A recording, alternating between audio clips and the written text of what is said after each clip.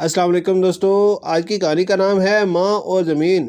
یہ وراثت زمین کی نہیں تھی بلکہ درد محرومی انتظار کی صورت میں میرے حصے آئی تھی۔ ابا کے انتقال کے وقت میری عمر صرف 7 برس تھی۔ وہ خاموش مزاج محنتی کسان تھے جن کی پوری زندگی کی جمع پونجی چند ایکڑ زرعی زمین تھی، مگر ان کے جنازے کے دن ہی مجھے پہلی بار احساس ہوا کہ یتیمی صرف باپ کے نہ ہونے کا نام نہیں بلکہ دنیا کے رویے بدل جانے کا اعلان بھی ہوتی ہے۔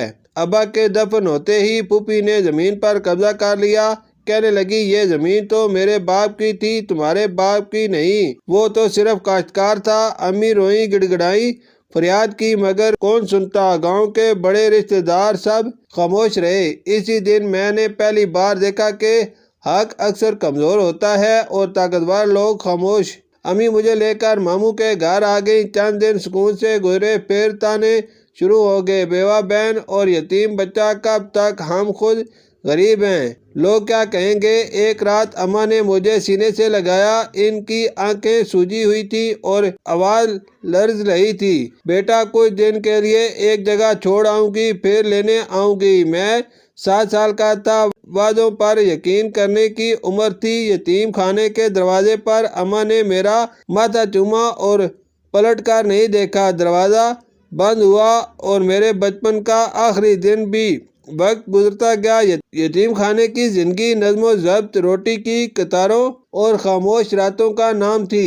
ہر تہوار پر بچے اپنے گھروں کو جاتے اور میں کسی کونے میں بیٹھ کر اماں کا انتظار کرتا۔ پھر ایک وقت آیا جب انتظار بھی عادت بن گیا۔ میں پڑھائی میں اچھا تھا، شاید اس لیے کہ میرے پاس خواب کے سوا کچھ نہ تھا۔ کالج، پھر یونیورسٹی، اور میں نے قانون پڑھنے کا فیصلہ کیا۔ لوگ پوچھتے، وکیل کیوں بننا چاہتے ہو؟ میں مسکرا دیتا۔ اصل جواب یہ تھا کہ میں انصاف کی زبان سیکھنا چاہتا تھا، چونکہ مجھے کبھی انصاف ملا ہی نہیں تھا۔ وقت بدلا، میں وکیل بن گیا، مقدمے جیتے، نام کمایا، دفتر بنا، عزت ملی، مگر دل میں ایک سوال ہمیشہ زندہ رہا، امی کہاں ہیں؟ 20 سال بعد میں اپنی زمین کے کاغذات لے کر پھوپھی کے گاؤں گیا۔ گاؤں بدلا ہوا تھا مگر کچھ چیزیں ویسی ہی تھی، کچی گلیاں، نیم کا درخت اور پرانا کنواں۔ میں زمین پر پہنچا تو وہاں ایک جھونپڑی تھی جس کے سامنے ایک دبلی پتلی عورت بیج صاف کر رہی تھی۔ میں رک گیا، وہ چہرہ، وہ آنکھیں، دل زور سے دھڑکا۔ امی لفظ خود بخود میرے لبوں پر آ گیا۔ وہ چونک کر میری طرف دیکھنے لگی۔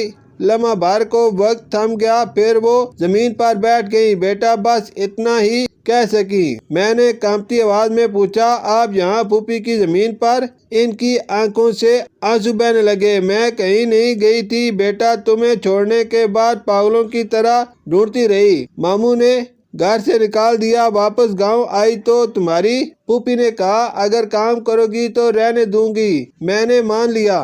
ماں کے لیے کیا مشکل ہوتا ہے۔ میرے اندر جیسے سب کچھ ٹوٹ گیا۔ جس زمین کے لیے میں مقدمہ لڑنے آیا تھا وہی زمین میری ماں کی قید بن چکی تھی۔ پھوپھی آئیں، مجھے دیکھ کر ان کا رنگ اڑ گیا۔ میں نے کاغذات نکالے، قانون کی زبان میں بات کی، وہ چیخیں، دلیلیں دیں، مگر انجام وہی ہوا جو ہمیشہ سچ کا ہوتا ہے۔ چند دن بعد زمین میرے نام منتقل ہو گئی، مگر سب سے پہلا فیصلہ میں نے یہ کیا کہ وہ زمین اماں کے نام کر دی جائے۔ میں نے ان سے کہا، یہ زمین آپ کی ہے اماں، میں نے اسے واپس نہیں لیا، میں نے اسے آپ کو لوٹا دیا ہے۔ امی نے میرے سر پر ہاتھ رکھا اور کہا، بیٹا، ماں کو زمین نہیں چاہیے، بیٹا چاہیے۔